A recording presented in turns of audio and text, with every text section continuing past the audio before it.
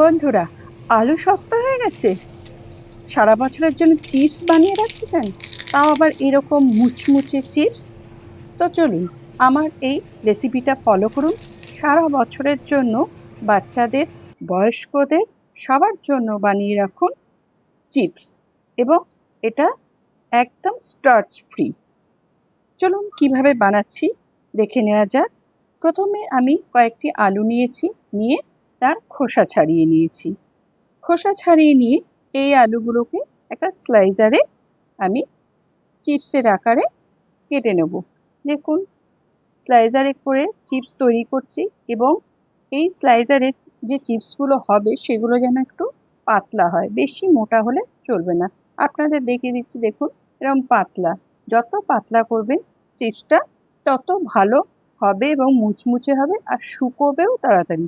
এখানে একটু টিপস বলে যাচ্ছি, পাতলা হলে কিন্তু তাড়াতাড়ি শুকিয়ে যাবে। এবার আমি এই আলুর পিসগুলো ধুয়ে নিচ্ছি। আলুতে দেখুন যে স্টার্চ থাকে, সেই স্টার্চগুলো জলের সাথে মিশে আছে, আর জলটা ঘোলাটে হয়ে যাচ্ছে। স্টার্চটা আমি এইভাবে ধুয়ে ফেলে দেবো। যতক্ষণ না জলটা ক্রিস্টাল ক্লিয়ার হয়, ততক্ষণ আমি এই আলুর পিসগুলোকে ভালো করে ধুতে থাকবো। বন্ধুরা, আপনারা দয়া করে স্কিপ করবেন না। প্রত্যেকটা পয়েন্ট, প্রত্যেকটা স্টেপ আপনারা পরপর দেখুন, তাহলে সারা বছরের জন্য আপনি কিভাবে আলুর চিপস তৈরি করবেন সেটা ভালো করে বুঝে যাবেন। দেখুন, এবার জলটা ক্রিস্টাল ক্লিয়ার হয়ে গেছে। আমি ইন্ডাকশনে বসিয়ে দিয়েছি এবং একটু নুন দিয়ে দিয়েছি। একটু বেশি করে জল দেবেন এখানে, যাতে প্রত্যেকটা আলু ডুবে থাকে। এই স্টেপটা ভালোভাবে শুনুন, কারণ কম জল দিলে, এই দেখুন আমি দেখিয়ে দিচ্ছি কতটা জল দিয়েছি। এবার দেখুন, এখানে কিন্তু বেশি ফোটালে চলবে না, জাস্ট একটু ফুটবে। যখন ফেনাগুলো বেরোচ্ছে তখনই ইন্ডাকশনটা অফ করে দিতে হবে। আমি ইন্ডাকশনটা অফ করে দিয়েছি। দিয়ে এই দেখুন, ঝাঁঝরি বাটি একটা বড় আছে, তাতে আমি ঢেলে দিয়েছি, ঢেলে জল ঝরতে দিয়েছি। এটা কিছুক্ষণ রেখে দিতে হবে, জলটা যাতে ভালোভাবে ঝরে যায়। প্রায় আধ ঘন্টার মতো এখানে রেখে দিতে হবে। দেখুন আলুর পিসগুলো কেমন এক ট্রান্সপারেন্ট হয়ে যায় এখানে। এরপর আমি একটা কাপড়ের ওপর প্রত্যেকটা পিস আলাদা আলাদা করে দিয়ে ফ্যানের তলায় প্রথমে একটু শুকিয়ে নিয়ে তারপরে রোদে দেবো। আপনাদের রোদের প্রবলেম থাকলে তাহলে ফ্যানের তলায় শুকিয়ে নিতে পারেন। সারাদিন ফ্যানের তলায় শুকানোর পর দুপুরের দিকে আমি রোদে দিয়েছি। দেওয়ার পর বিকেলের দিকে দেখুন আলুগুলো এরকম শুকিয়ে গেছে। তবে এখানে একটু একটু কাঁচা থাকে বা ভেজা থাকে, সেই জন্য আমি পরের দিনও আবার রোদ দেব। এই দেখুন, পরের দিন আমি রোদে দিয়েছি যাতে পুরো শুকিয়ে যায়।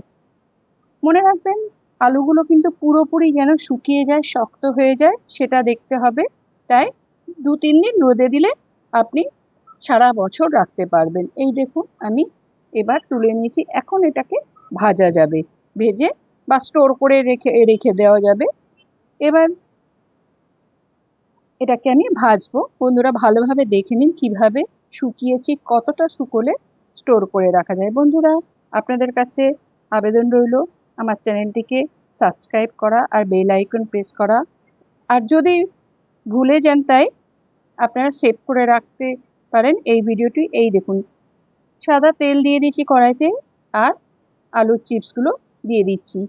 প্রথম অ্যাকচুয়ালি শুকিয়ে গেলে তো আলুর চিপসগুলো কুঁকড়ে যায়, তেলে দিলে আবার সেই বড় হয়ে যায়। দেখুন, খুব সুন্দর লাগছে এবং খুব মুচমুচেও হয়েছে। এইভাবে আলু চিপসগুলো তৈরি করে আমি তেল থেকে ছেঁকে একে একে রেখে দেব। বেশিক্ষণ ভাজতে লাগবে না বা উল্টে পাল্টেও দিতে হবে না। একটু তেল বেশি দিলেই আপনি একবার দেওয়ার পর কয়েক সেকেন্ডের মধ্যে এগুলো ভালোভাবে চিপস তৈরি হয়ে যাবে। এই দেখুন, আমি এবার চিপসগুলো একটা পাত্রের মধ্যে রাখলাম। এরপর আপনারা এখানে চাট মশলা ইউজ করতে পারেন, বা এমনিতেও এগুলো খুব টেস্টি হয়। বন্ধুরা, কেমন লাগলো রেসিপিটা?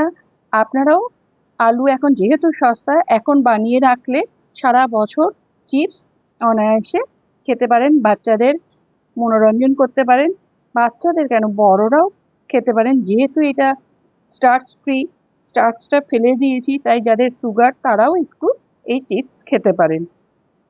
তো বন্ধুরা, আজ আমার ভিডিও এই পর্যন্তই। আপনাদের কেমন লাগলো অবশ্যই জানাবেন। আবার নেক্সট রেসিপি নিয়ে আপনাদের কাছে আসবো। নমস্কার।